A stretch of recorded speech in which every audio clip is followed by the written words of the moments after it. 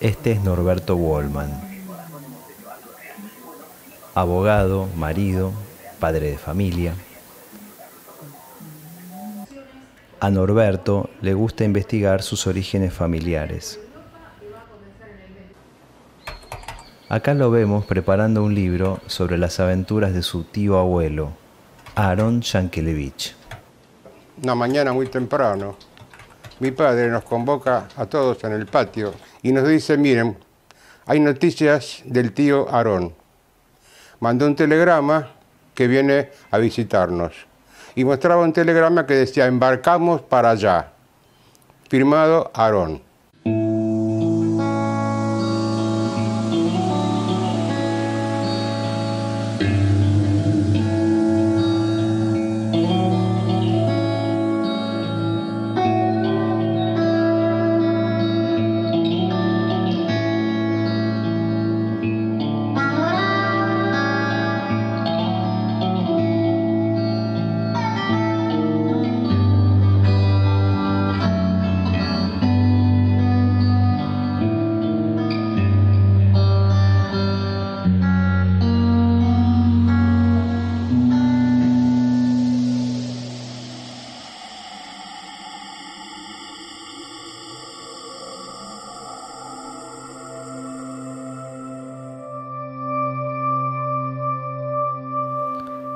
Aaron Yankelevich nació en el año 1870.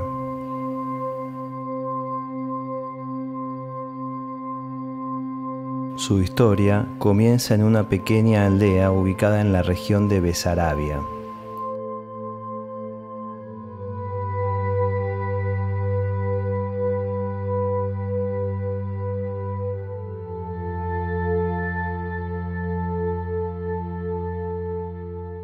Nuhim, su padre, era un hombre sabio y laborioso, respetado por toda la comunidad.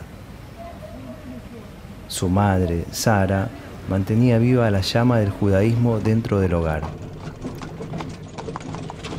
Aarón también tenía una hermana que se llamaba Ana. La forma de vida de los judíos era bastante tradicional, de manera tal que a fines del siglo XVIII, hacia el año 1800, no había judíos religiosos ni judíos ortodoxos, porque la ortodoxia no se había creado como reacción a las reformas, sino que eran judíos tradicionales con una religiosidad moderada, totalmente inseparable de su cultura.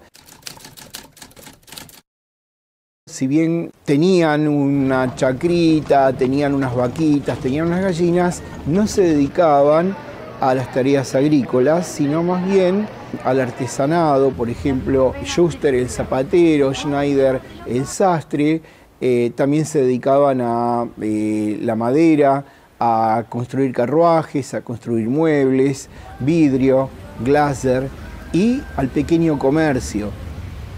Los judíos nunca pudieron tener tierra.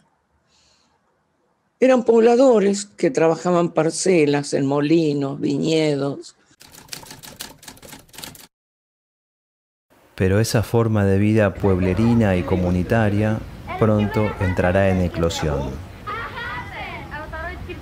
Desde 1881, cuando Aarón tiene apenas 11 años, los judíos comienzan a ser objeto de persecuciones y matanzas. Surge un movimiento populista llamado Narodnaya Volia. Había algún que otro militante judío en este movimiento y una agrupación asesinó al zar Alejandro II y su hijo Alejandro III endureció su política y tomó a los judíos explícitamente como chivo expiatorio de todos los males del Imperio ruso. O los mataban o se los llevaban al ejército para borrarle la identidad durante 25, 30, 40 años. De tanto castigo, no se olvidaba uno la identidad que tenía, pero de alguna manera los castigaban enormemente por su identidad. Por la noche, los chillidos de los animales despiertan a Aarón. Aunque es apenas un muchacho, toma la escopeta y sale al frío invernal. Una manada de lobos flacos y hambrientos merodea el corral. Los caballos y las yeguas se amontonan, protegiendo a sus potrillos. En una danza frenética, lanzan coces contra los invasores. Algunos lobos se retraen, heridos por una patada certera. Otros caen muertos. Pero los más audaces persisten. Atacan y son repelidos con violencia. Entonces, Aarón ve una escena que lo marcará para siempre.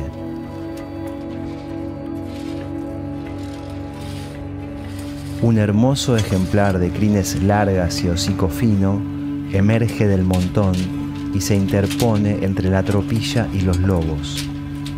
Toma impulso y se lanza contra los atacantes.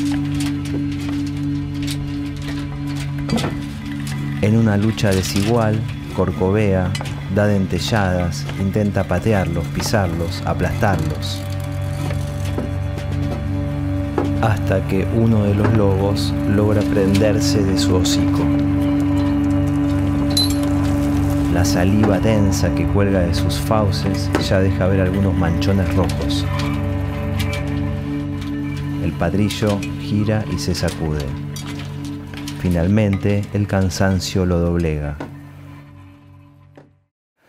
Aarón carga y dispara la escopeta una y otra vez hasta agotar las municiones.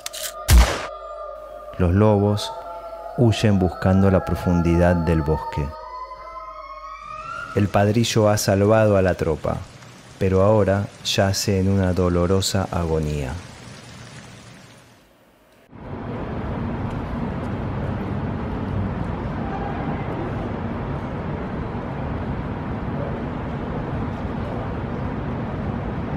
Hola Robinson, el procesador de Fernando. Robinson, can you call me?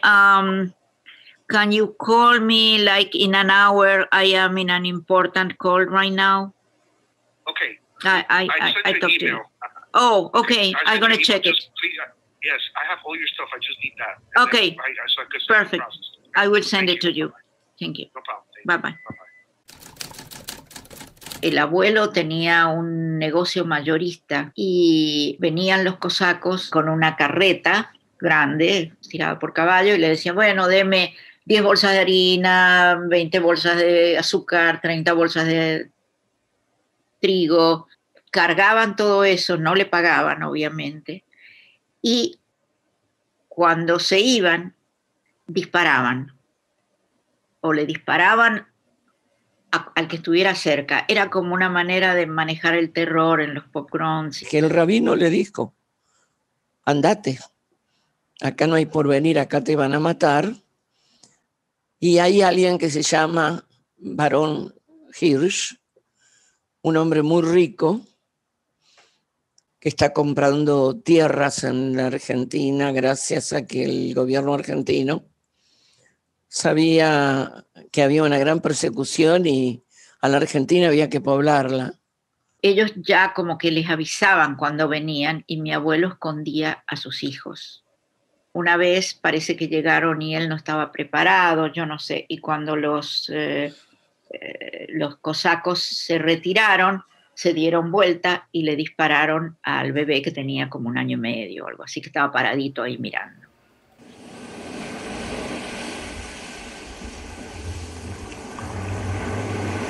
En 1894, consternados por el asesinato del pequeño David, Aarón y su esposa Berta deciden emigrar.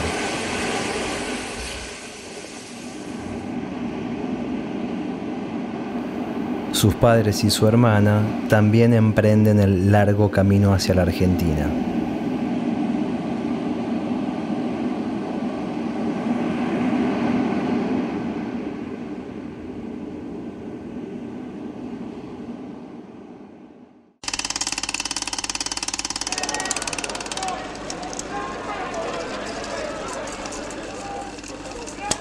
Entre 1870 y 1930, más de 5 millones de personas cruzaron el Océano Atlántico para radicarse en la promisoria Argentina.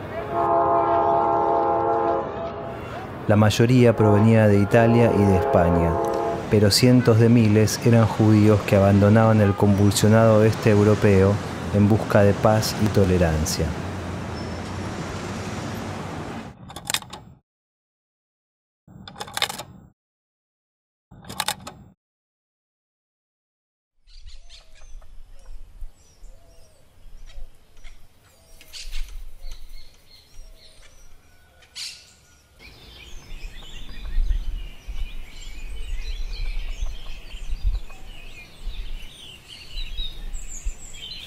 Esto que vemos ahí atrás de esta arboleda, este cerco natural creado por el tiempo y por el abandono un poco también, fue lo que se llamó siempre la Quinta de Yankelevich. Se conocía así en San Gregorio. La Quinta de Don Aarón Yankelevich, el lugar físico donde él habitó. Allá vivía la familia Sperling, como dije, los Sapiach, los Goldenberg, Mauricio Cipliván, y los Segal, don Gregorio Segal más allá, que tenía carnicería. El abuelo, cuando entró a Argentina, en la aduana le preguntaron cuál era su profesión y le habían dicho que tenía que decir que era granjero. Esa era una manera de que los aceptaran. Y dice que cuando le preguntaban la religión, él decía la misma de Cristo. Dice que él decía, yo no miento.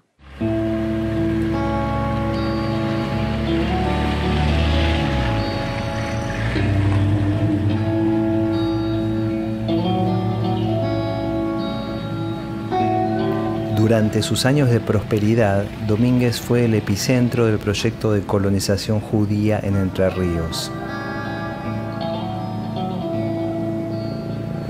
En sus calles, los próceres argentinos conviven con héroes llegados del este europeo.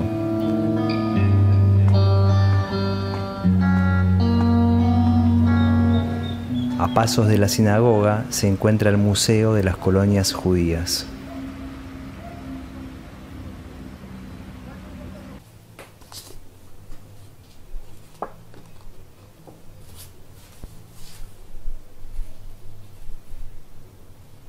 Los testimonios arquitectónicos más antiguos se encuentran principalmente en lo que fue la colonia San Gregorio. Se diagramó como recordando una aldea rusa, un shtetl, 50 familias, 25 familias a ambos lados de la calle, en el centro de la colonia el templo, frente al templo la escuela castellana, al lado del templo la escuela Yiddish, el salón biblioteca. Cada casa contaba con 7 hectáreas. ¿Para qué las 7 hectáreas? Era para que el colono esté uno cerca del otro y poder sociabilizar. Y en cada quinta se creaban gallinas, patos, gansos, lo que quisiera. Tenía una lechera, un caballo de andar, un caballo para el sulky. En los campos siempre situados un poco más lejos. Al centro de la colonia, un salón y una sinagoga. La escuela también al centro de la colonia. Cada tantos vecinos tenían un templo, tenían un mikve, tenían una escuela. La escuela recibía también a los chicos criollos y era una manera de brindar un servicio, inclusive de argentinización, tal como cuenta Gerchunov en Los Gauchos Judíos, a una población que no estaba integrada a la vida cívica argentina. El abuelo había hecho una plantación de papas y de batatas bastante grande, y cuando las papas y las batatas estaban ya maduras, se las robaban. Alguien venía a la noche y las cosechaba. Entonces le puso a mi papá una sábana blanca con 2 agujeritos acá, y a la noche mi papá estaba como agachadito así en la zanja, y cuando sintió ruido de que alguien venía, empezó a caminar a lo largo de la zanja. Y los que vinieron a robar gritaban, la luz mala, mirá la luz mala, con la sábana blanca y la luna llena, y dice que nunca más le robaron las cosechas. Y que él escuchaba en el pueblo que todo el mundo hablaba que en las tierras de Don Aarón estaba la luz mala, así que no se acercaran.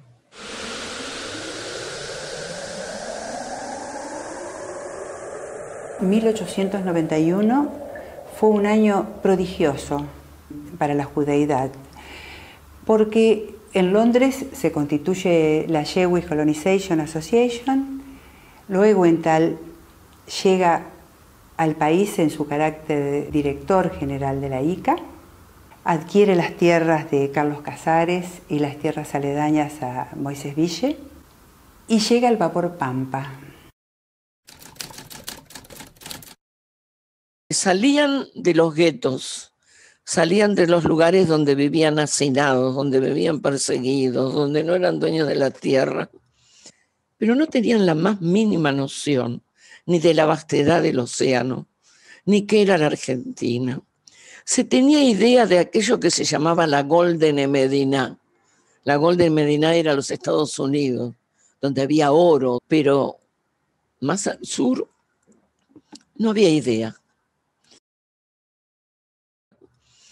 Y los llevaron a miles de kilómetros a tierras que no sabían el idioma, no sabían trabajar la tierra muchos porque la mayor parte de los judíos eran artesanos. Los judíos no eran agricultores, se transformaron aquellos que la ICA trajo a Argentina en agricultores para productivizarse. Esa es una idea muy interesante que tuvo el mismo Barón de Hirsch, de lograr que los judíos sean productivos como campesinos, y que en el caso argentino se transformó en chacareros. Se cosecha el trigo, el maíz, el sorgo, se lo vende, con eso se va a pagar una cuota a la empresa y con esa renta se pueden volver a traer nuevos judíos para transformarlos en agricultores. Hay mucha significación en esa transformación. Por un lado son gente que aprenden a trabajar la tierra, no llegaron sabiendo trabajar la tierra, pero estaban interesados en que le ayudaran a productivizarse. Y acá sí hay algo importante, no solamente la compañía, la ICA le dio los enseres y le dio las semillas y también las formas de trabajo, sino que fueron ayudados por los mismos criollos.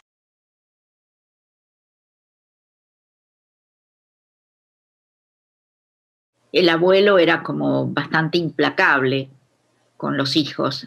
Tenía un rebenque en la pared y si alguno de los hijos no hacía lo que él decía en el momento que lo decía, él señalaba el rebenque. Dice que nunca les pegó, nunca los tocó, pero señalaba el rebenque con la mano y bueno, todos se asustaban.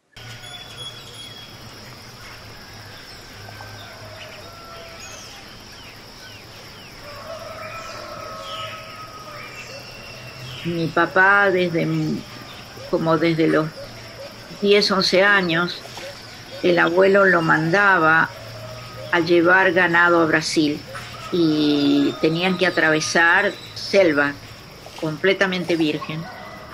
En una oportunidad lo picó una serpiente, él siempre contaba la historia de la serpiente que lo picó y los indios lo llevaron y lo curaron y lo tuvieron como una semana. Estaba con mucha fiebre y lo curaron y lo salvaron.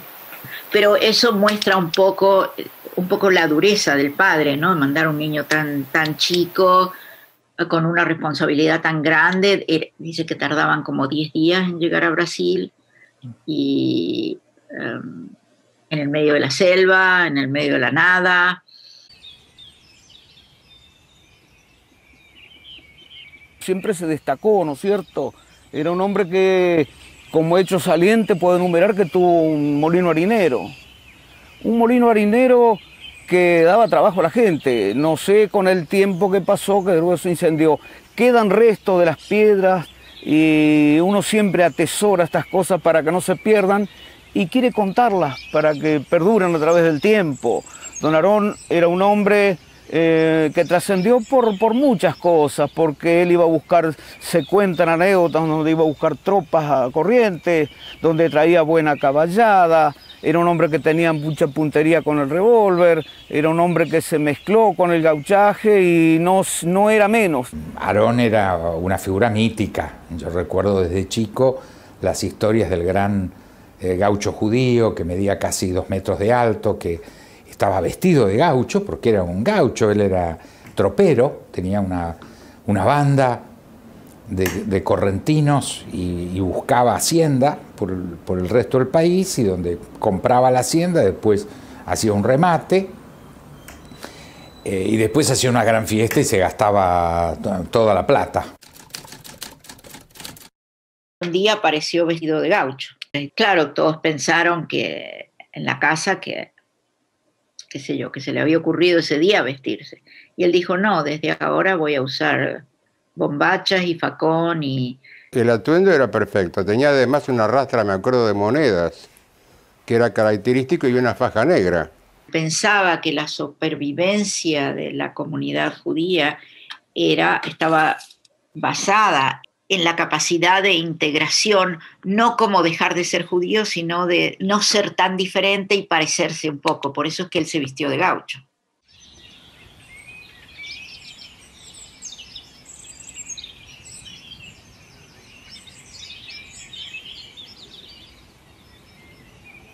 Él era religioso, pero no era dogmático. No era rabino, pero oficiaba de rabino hasta que llegó un rabino, no sé, tiempo después.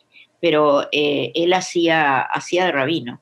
La primera cosa que hizo fue la sinagoga al lado de la casa. Hacía las funciones de shoejet hasta que llegó uno de verdad. Y así como que él cumplía muchos roles en la comunidad, y él quería que progresaran y quería estar bien con los vecinos, y los sacerdotes de ahí lo querían mucho y lo buscaban para diferentes cosas. Incluso mi papá se hizo muy amigo de uno de los sacerdotes jóvenes que era como de la edad de él, y se iban de fiesta a otras colonias donde nadie lo conocía. Dice que esos casamientos que hacían en las colonias que duraban una semana, el sacerdote se sacaba la sotana e iban a bailar con las chicas y lo pasaban bárbaro durante toda una semana en otras colonias donde no lo conocían.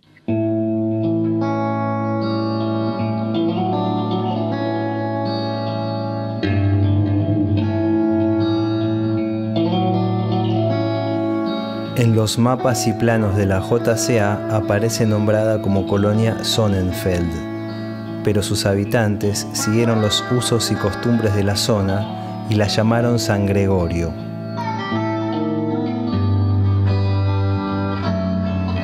Aunque la aldea ya no existe, su contorno aún puede verse desde el aire, como si se tratara del esqueleto de un mamífero gigante. Había como un prejuicio, ¿verdad?, que funciona en esto de que a los judíos no nos gusta vivir en el campo. Y yo pude demostrar que es cierto, los judíos se fueron del campo, pero se fue, justamente estoy tomando una provincia, la provincia de Entre Ríos, que ha sido una de las provincias donde el proceso de despoblamiento del ámbito rural al urbano ha sido exponencialmente más alto que cualquier otra provincia de nuestro país. Y los judíos solamente representaban el 1.5% de la población que se fue.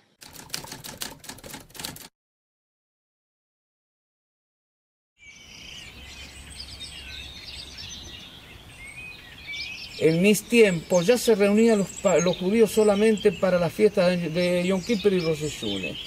Entonces, en este patio limpio que existía entre los dos edificios, que era la sinagoga y el salón, ahí jugábamos nosotros, yo y todos mis chicos, mis compañeros, amiguitos, amiguitas de la misma edad. Construir ese poblado, construir esas instituciones, construir la patria en ese lugar.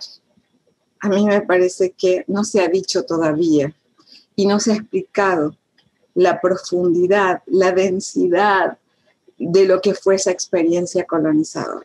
Mi padre me contaba que hacía teatro en este salón que no está y que lo dirigía alguien que se llamaba de apellido Reuter, que había venido de Rusia pero que había pasado por universidades, lo colonizaron y vino a pleno campo. A mí me hubiese encantado vivir en esa época.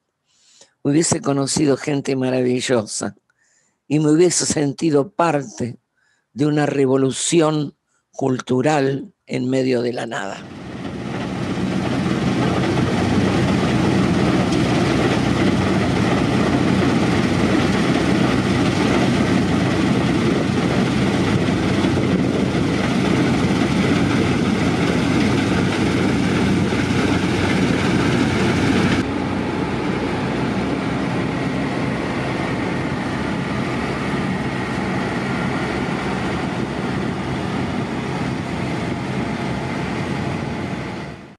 Yo nací cuando mi papá tenía 64 años. O sea, yo fui la única hija de su vejez. Mi madre tenía 29 cuando se casaron. Entonces, yo crecí con las historias, porque mi padre ya, cuando yo tenía 10 años, él tenía 74. Él ya estaba como en una etapa de ir para atrás y de hablar mucho de su infancia y de su adolescencia y de sus padres, y yo viví colmada de historias y me da la impresión de que marcan el carácter del abuelo Aarón. Me contaba que había un cuadro de mi abuelo pintado al óleo, que no sé quién lo pintó, sentado en un caballo negro con los arneses de oro y plata y las espuelas de oro, y sentado en el caballo y así con una postura como, aquí estoy yo, algo así. I always wonder, ¿dónde estarán esos cuadros? Yo nunca lo vi, pero él siempre describía, y él decía que había un pintor que había pintado varios de esos cuadros y en muchos lugares tenían el cuadro en la casa o en la tienda o en el negocio. Ya habían pasado unos años y me venían a la memoria las palabras de mi madre. El tío Aarón está en el libro de Skarchunov, Los gauchos judíos. Todo indicaría, según la mitología familiar, no lo puedo asegurar, que el libro Los gauchos judíos se basó en la figura de este gaucho judío, que realmente era un gaucho muy convencido.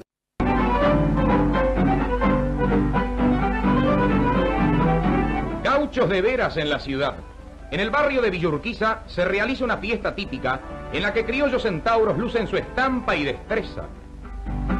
En 1908, un joven inmigrante llamado Alberto Gerchunov comenzó a publicar en el diario La Nación episodios acerca de la vida judía en una colonia entrerriana. 2 años más tarde, reunió esos relatos en un libro que lo consagraría.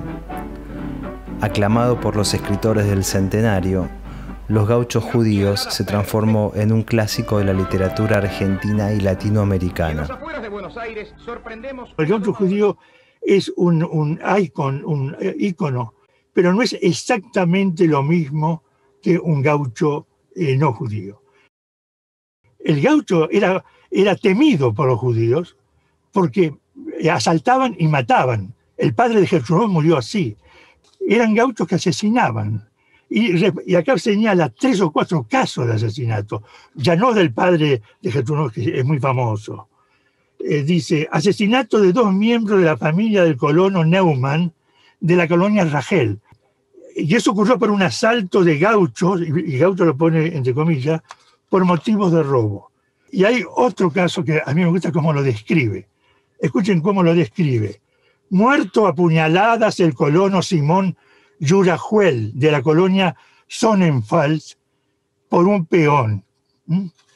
Y finalmente dice, de igual forma fue asesinado el colono Jaime Wisniewski de la colonia Barón Hirsch. Pasaron muchos años, ya habían fallecido mis padres, yo no tenía a quién preguntarle nada. Me puse a investigar. ¿Cómo era posible que mi madre me haya dicho que figuraba el tío Aarón en el libro y el libro no hablaba del tío Aarón?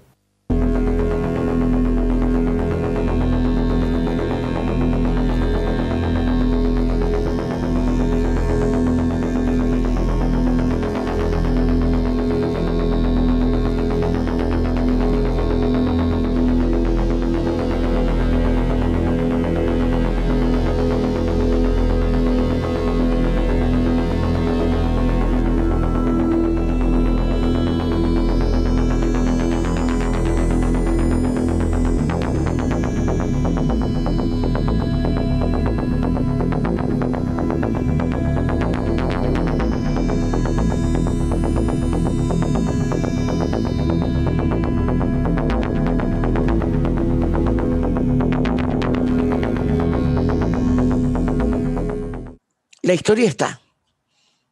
Basta simplemente que uno se siente, habla con uno, habla con el otro, entra a una casa. La historia está. Las almas viven para no ser olvidadas.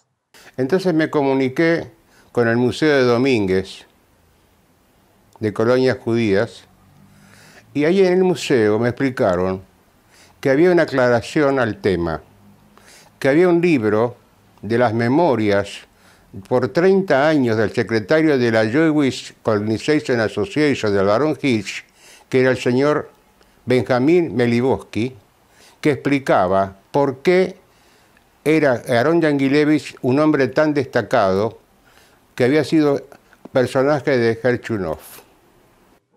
Con el correr de los años, la situación se normalizó, desapareciendo el miedo y el temor, pues surgieron de entre los mismos colonos ciertos hijos que inspiraban ellos el temor a los gauchos.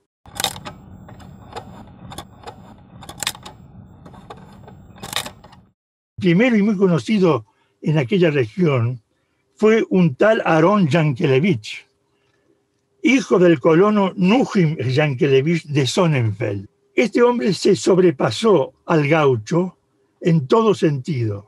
Naturalmente, menos asesinato.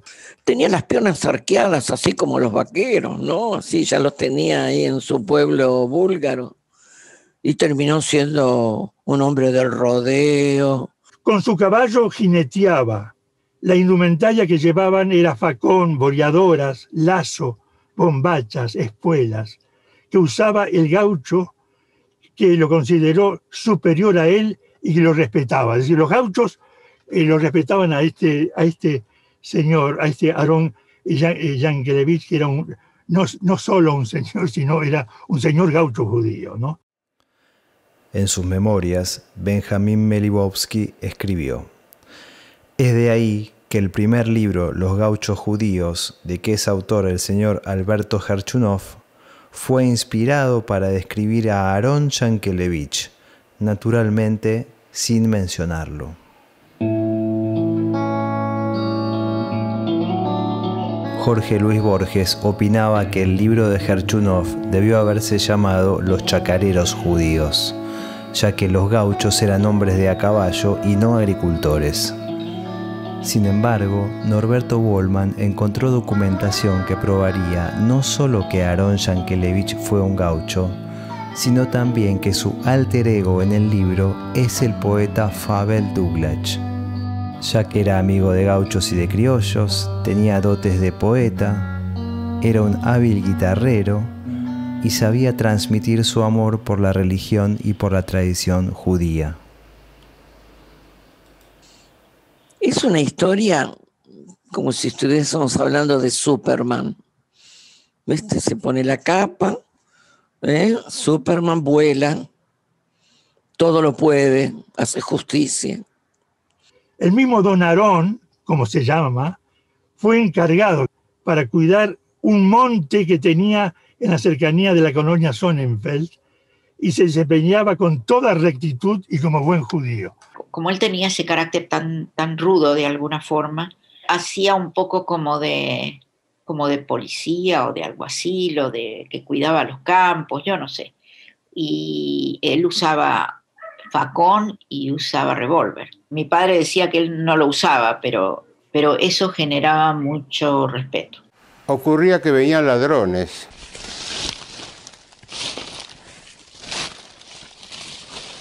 Forajidos que se escondían en la selva de Montiel para evitar la policía. El pueblo se reúne y le compran un Colt de 6 balas. De noche se quedaba esperando a que vengan los ladrones y ahí salía a enfrentarlos a tiros. Algunos heridos hubo, pero no mató a nadie.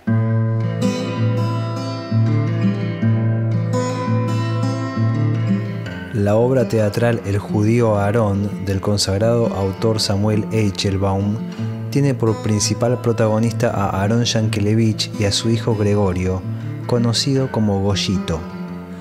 La trama relata los sucesos ocurridos durante 1921 en Villaguay, cuando una huelga de estibadores y braceros provocó un enfrentamiento que le costó la vida al hijo del gobernador de Entre Ríos y a numerosos obreros.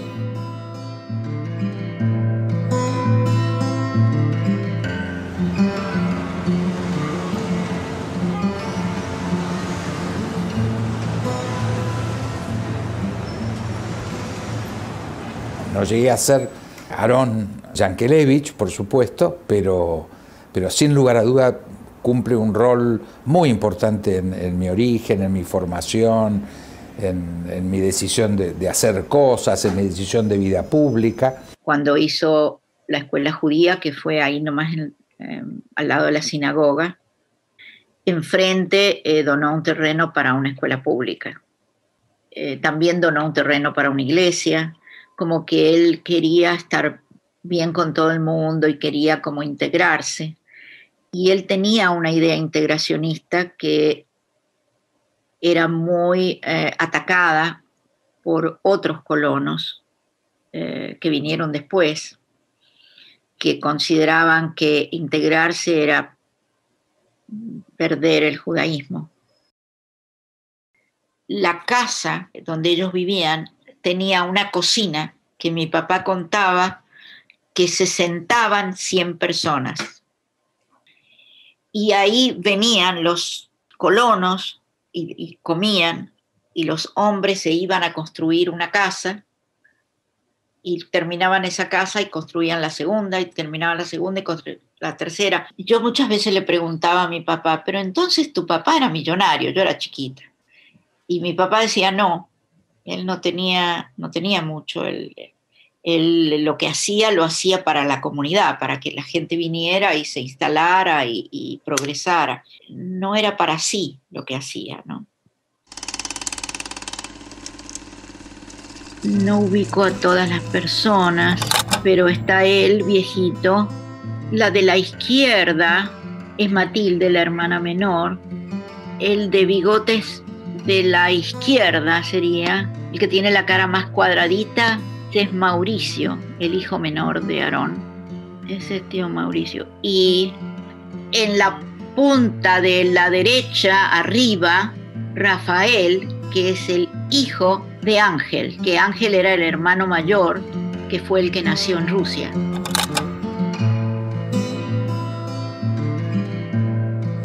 La última imagen que tengo por relato, yo no llegué a conocerlo físicamente, que él llega ya grande de edad, en el año 41, 42, por primera vez a Buenos Aires, y andaba con su gran chambergo, con poncho, con rastra y con revólver al cinto, bombacha y bota, y subía en el tranvía y se sacaba el sombrero y saludaba a todas las señoras dándoles un beso en la mano. Fue un hombre con todas las características y el bagaje del renacimiento de los grandes, y sintetiza en uno lo que fue la mayor parte de los judíos inmigrantes que llegaron al campo, que todo lo pudieron a base de sacrificio, a base de trabajo, a base de tradición y agradecimiento a la Argentina.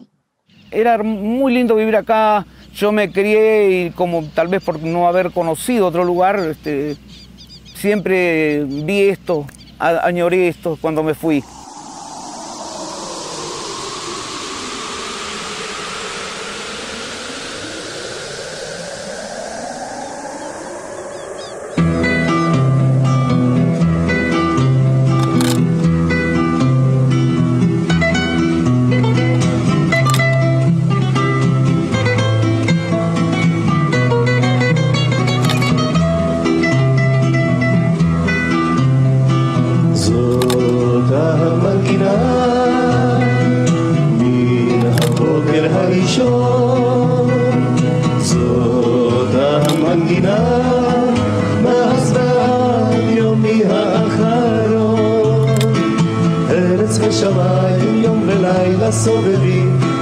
שמש וירח וחוצבה הכוכבים כל מה שנמצא בעיניהם של אוהבים.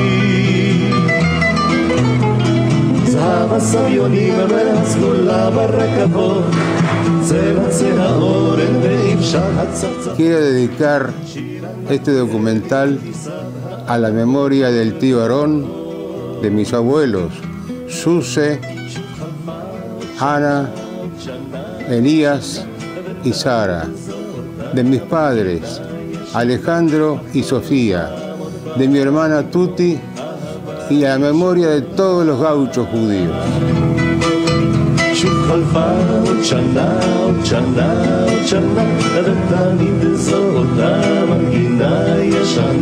אך כל פעם עוד פעם יגמור אהבה ראשונה